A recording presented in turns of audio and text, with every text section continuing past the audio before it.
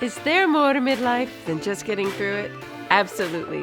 Welcome. I'm your host, Debbie Cunningham, jazz artist turned midlife mentor, and I'm here to say to you loud and clear, it's time for your midlife crescendo. Hey friends, how is your summer coming along?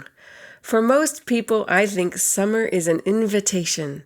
Sunny, warm days seem to beckon us to slow down a bit from the frenzy of life and be outside, perhaps gathering more with friends or family. Vacations are in full swing in the summer months as people seem to have more time and opportunity to travel. Even if you can't vacation out of town, finding fun activities to do to relax and enjoy is an excellent practice for all of us, especially in midlife.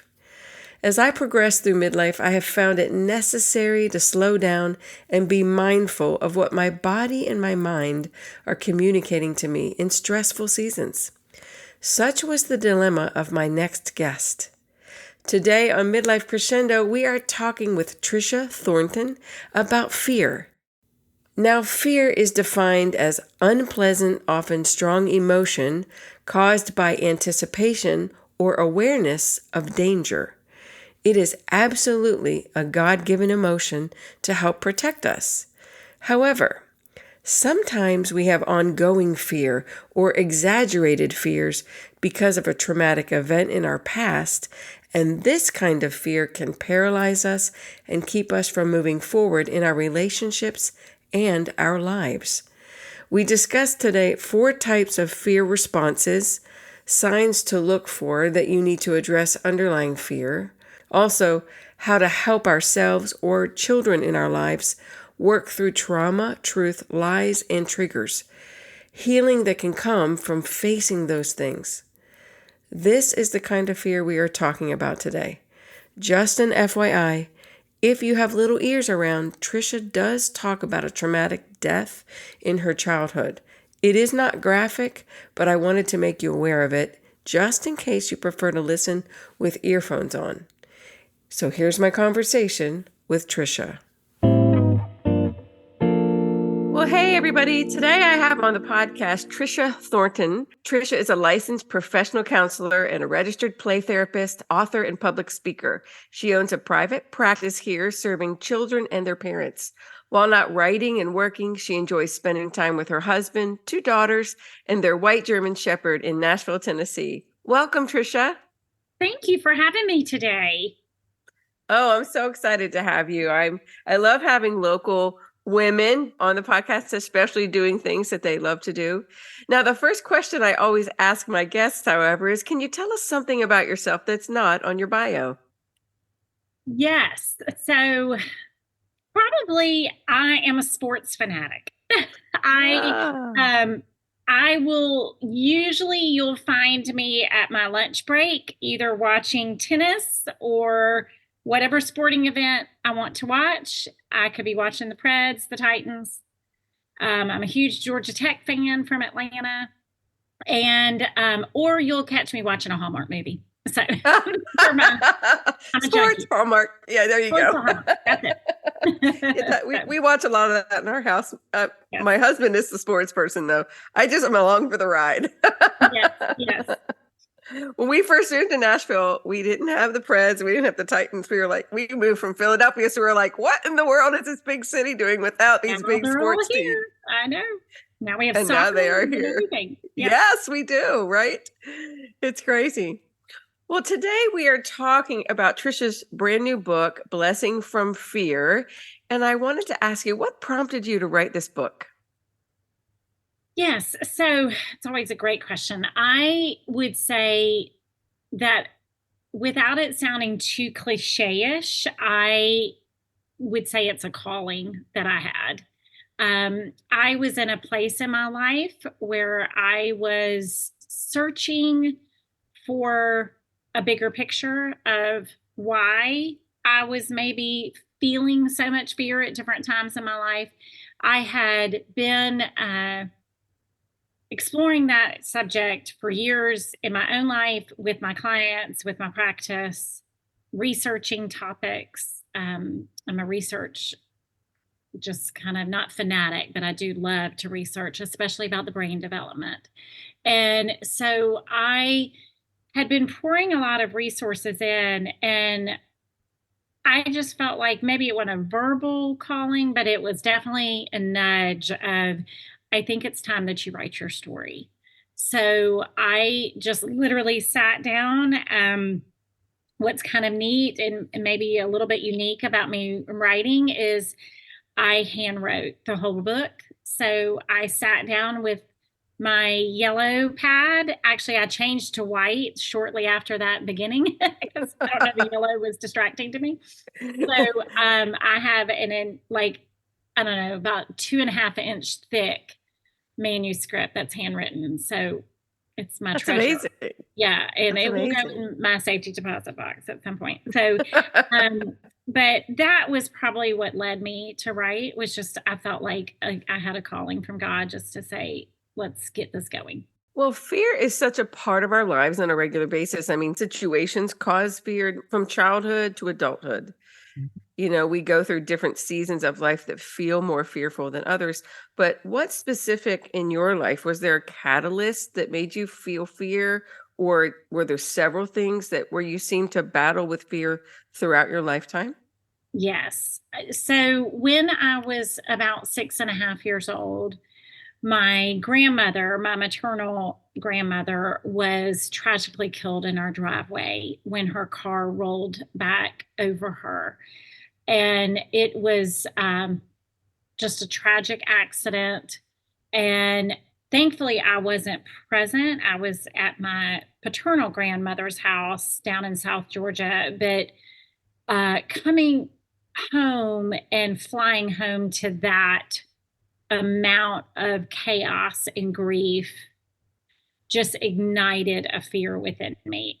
My grandmother, May May, was uh, really pretty much like a second mom. I spent as much time with her as I did my own mom. She lived a mile from us, if that. And I spent as many nights there as I did at home. And so when I lost her, I was horribly confused as a 6.5 year old of why. I didn't understand. It made no sense to me. Uh, so I was thrown into grief and trauma on my brain. And that is when the fear kind of took hold. And then 3 weeks later, we were robbed in our home. We had just moved in to about a month before my grandmother passed. And so we were in a new home, and two intruders came into our home while we were there. And so that, thrown on top of the trauma 3 weeks before, just ignited a fear within my brain that really took hold and then just kind of wove its way throughout my entire life. And when I went to seminary, I went to graduate school at Denver Seminary. I explored this idea a lot. And I actually, in Blessing from Fear, I talk about how the book was started back then because I wrote papers, and some of my excerpts from my papers in graduate school are in Blessing from Fear, which is really amazing to see how God was kind of weaving this story my whole life. And so it wasn't completely new as far as this topic to me, but what was new was how it was impacting me as a mother and as a wife. So now in my 50s, I realized something is more amiss. I was an active therapist and helping families and helping children through their trauma. But I had reached a new phase of dealing with my own trauma because I was starting to see the impact that my fear was having on me as a mom and as a wife. Wow. That's so amazing too, because most of us have had moments in our lives that have caused us fear, or we've had trauma or grief. And it's interesting that sometimes we deal with it to a certain extent, but then another event down the road will trigger that same emotion. And then we see how it does affect our children or even grandchildren or all of our relationships. So Mhm. can you talk a little bit about how you worked through that then? I know Yeah. now you've reached midlife and you're more resilient, but obviously after dealing Mhm. with fear for most of your life, you've had to learn a way to process that and move through it instead of allow it to freeze you. Yeah. So can you talk a little bit about that? Absolutely. And you transition so well into this because the four fear responses is what I talk often in my book about. And those are that we freeze. Most people have heard of the freeze and the fight and the flight. There's a fourth that is not always named, which is called fawn. And this was coined back in the 90s. And this is my number one response. And a fawn response is when you take care of everybody else but yourself. And I do not need to mean to stereotype, but women are really good at fawn and Yes. a little bit more typical for women than men, but men can do it certainly too. But for me, what I realized was it wasn't that I was diving into my work, but I was doing everything else I could to avoid dealing with the real fear.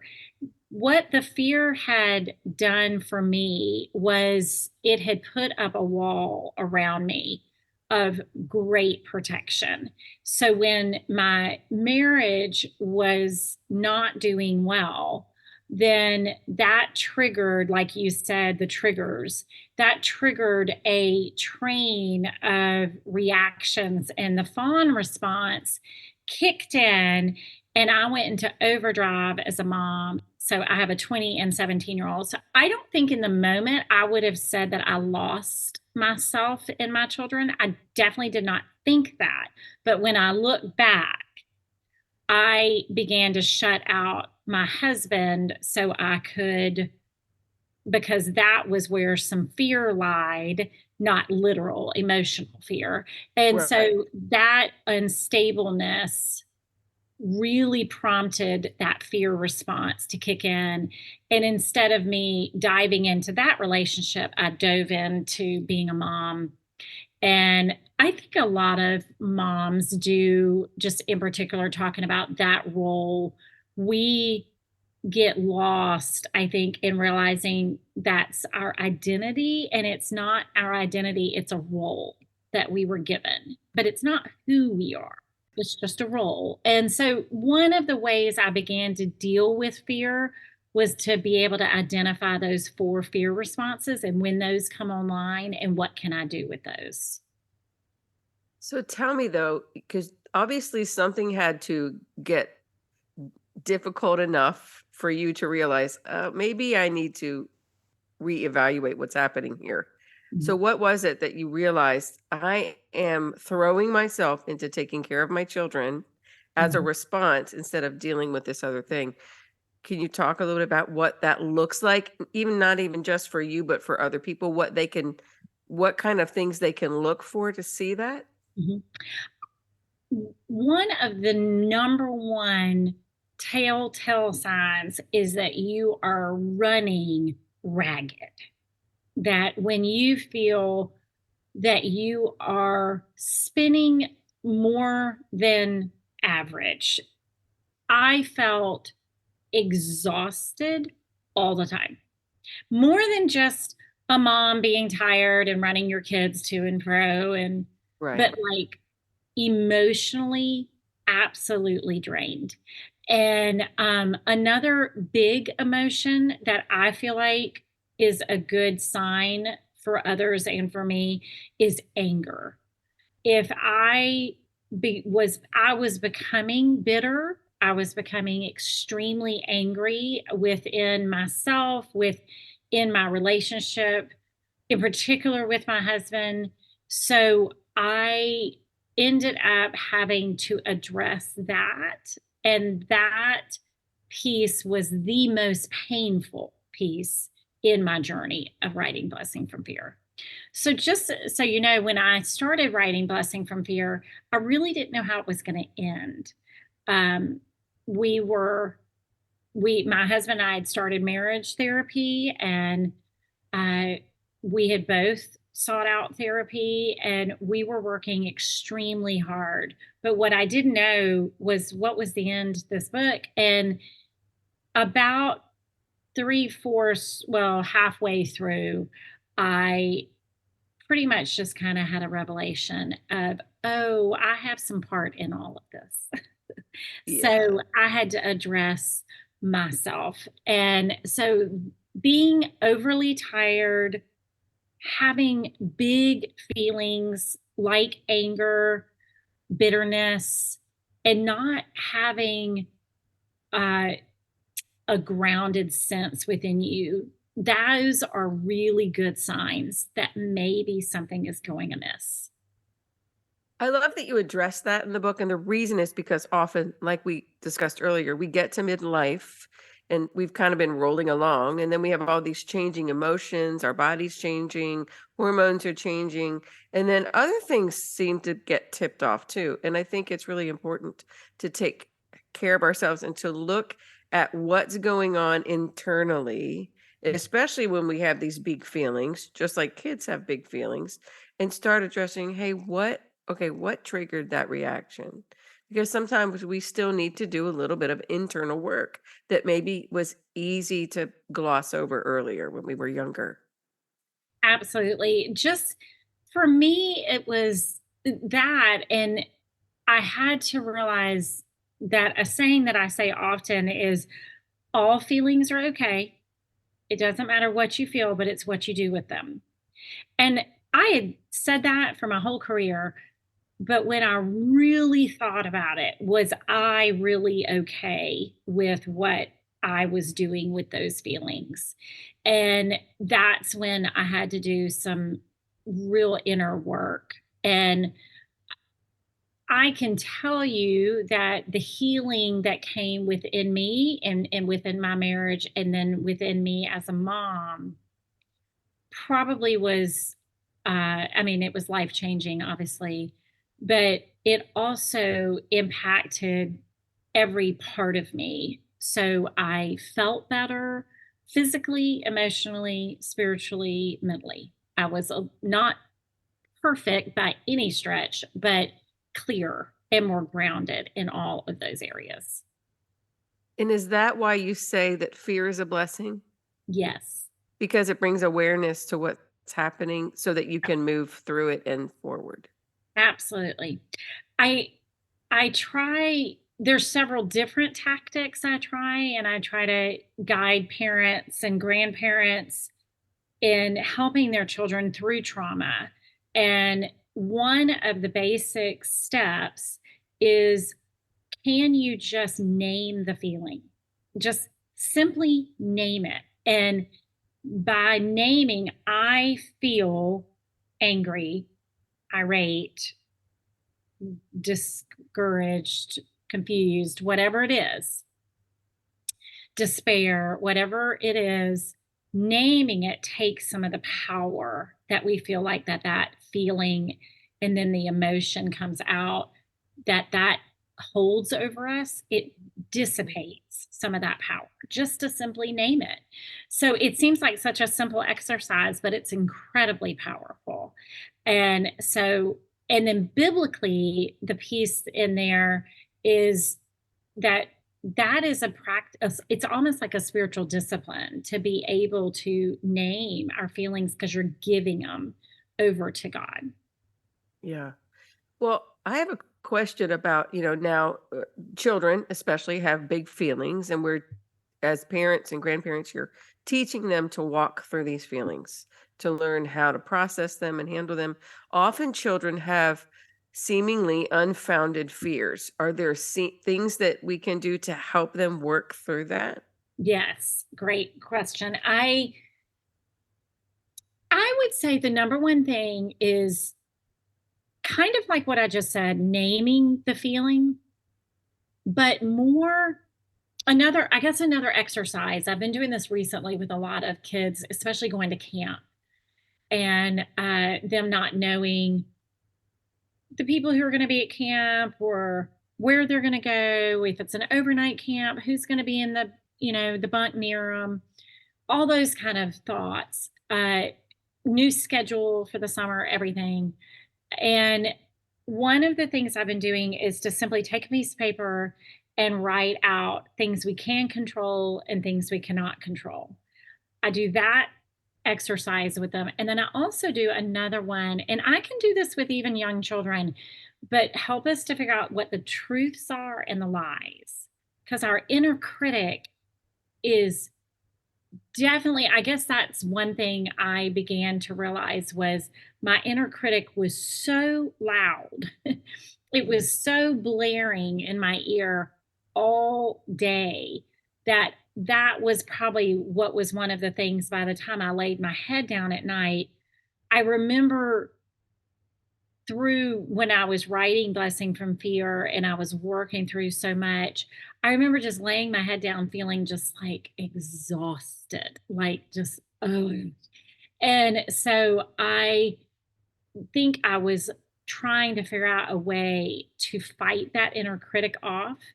And one exercise was just simply figuring out here are the truths and here are the lies, and being able to distinguish between the two, because we cannot control things and we can control things. True. So I think that simple exercise. And I think that's a great exercise for adults too, no Mhm. matter how old we are. But for children, how do we teach them to maybe dismiss a lie? Oh, yeah. Just giving them truth for the lie? Mhm. Um, One thing I would say is I often say to children, we cannot control what another says or does. We cannot control what Johnny says to us at camp. We Right. cannot control who is going to be our bunkmate. We cannot control what even mommy or daddy says to us, but we can control how we react. Right. So giving them the power that what they can control is their reaction and their emotion that's coming from the big feeling, that's going Mhm. to give them a tool. And so usually modeling by parents is huge. That's why parents, it's so hard because we're triggered nonstop by our children. Grandparents are nonstop triggered by their older children, the parents of their grandchildren, and the grandchildren. So it's like double whammy for grandparents. And so we are triggered, and then we go back into our reactive brain, which is our natural brain, instead of grounding ourselves through whatever method that is, whether that's prayer, yoga, exercise, millions of activities. Okay, so since you brought it up, I'm going to ask you about that. Particularly midlife parents are often grandparents. How would you counsel them on not being triggered by their own adult children and grandchildren, and how to process that? Yeah. Because you're right, we can't control what other people say or do. And there's a respect element. I always encourage women, you need to respect your children raising your grandchildren, right? So the big word that comes to my mind is boundaries. If Yes. we are in touch with our big feelings within us and where our triggers are coming from, then we are able to put a healthy boundary in place. But if we are going to react out of triggers, then that boundary just gets thrown out the window. So being aware of your triggers is huge.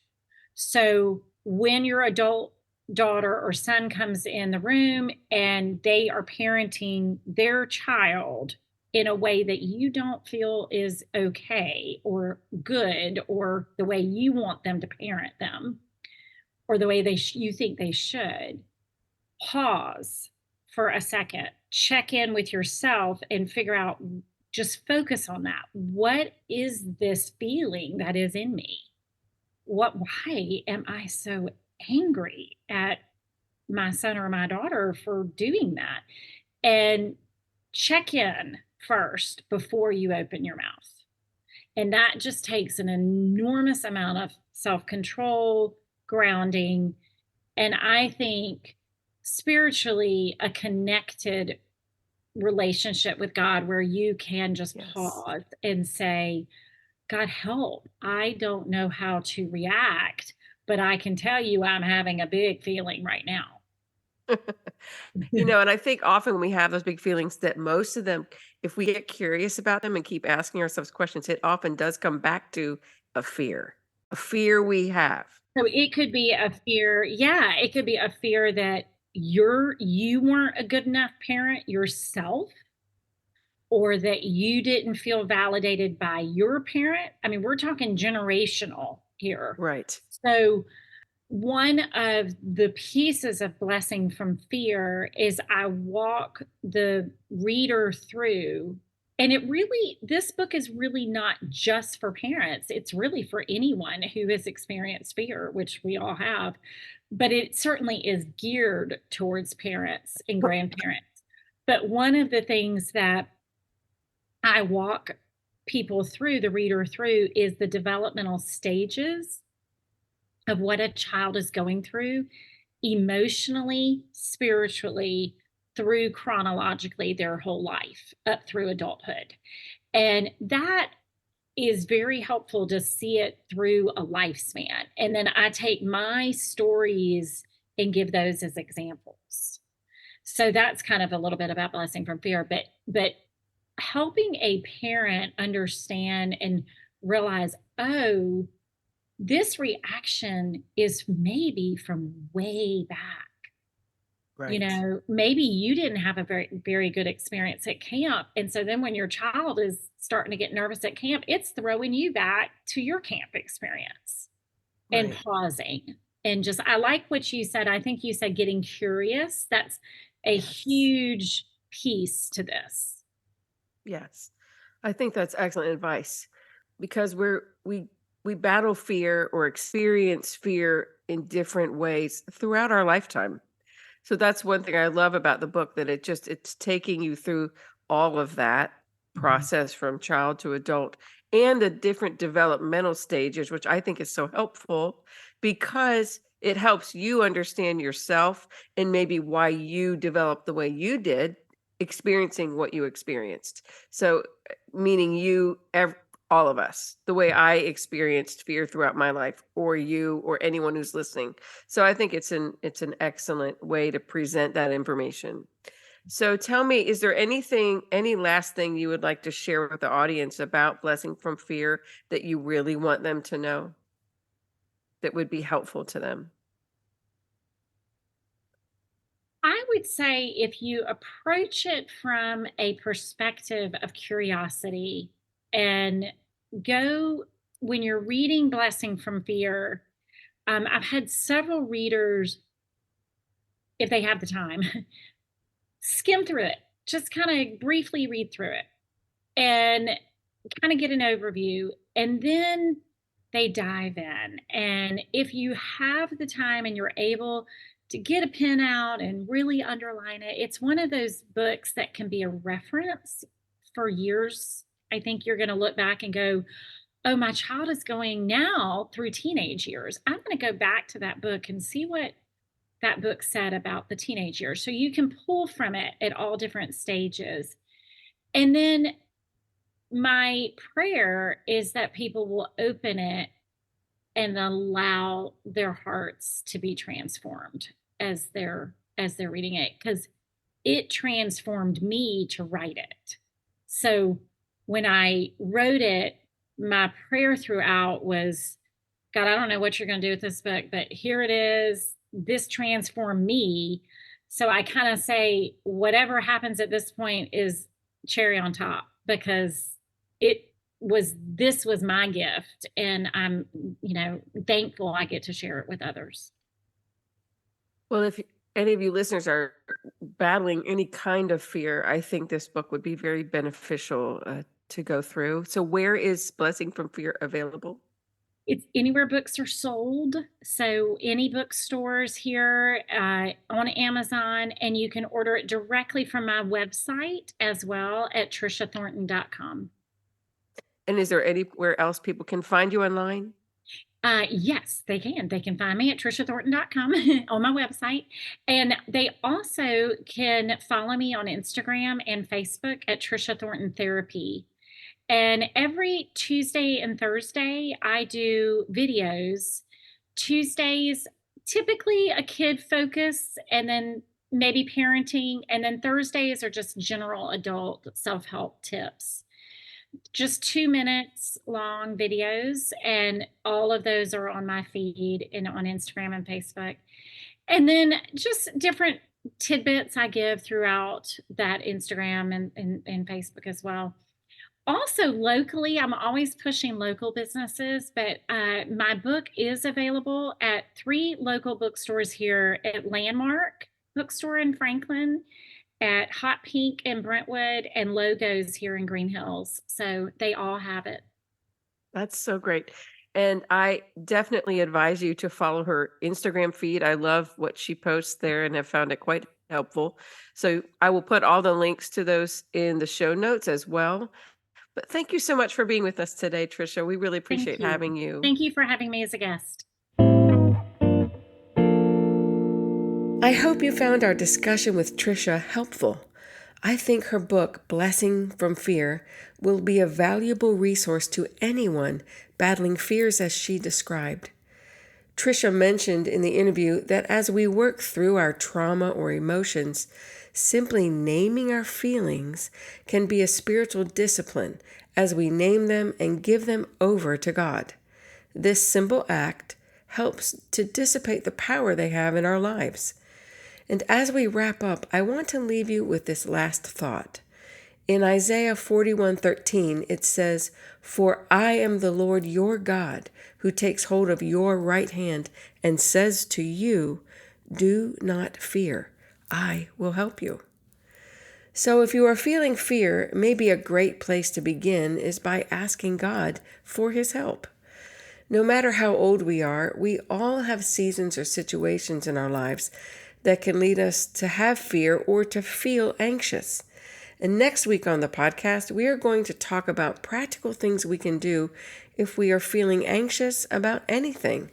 So be sure to tune in next Monday. Have you joined Midlife Crescendo Women yet? If you want to be first to know of our upcoming women's events and receive weekly encouragement in your inbox, go to midlifecrescendo.com and sign up for Midlife Crescendo Women. It's free to join, and just for signing up, I'll send you my song Fly so that you can download it and listen to it anytime you need encouragement in your midlife season. Thanks for tuning in today, and remember, midlife is just a brand new season to find your passion and purpose for your grand finale. Talk next week.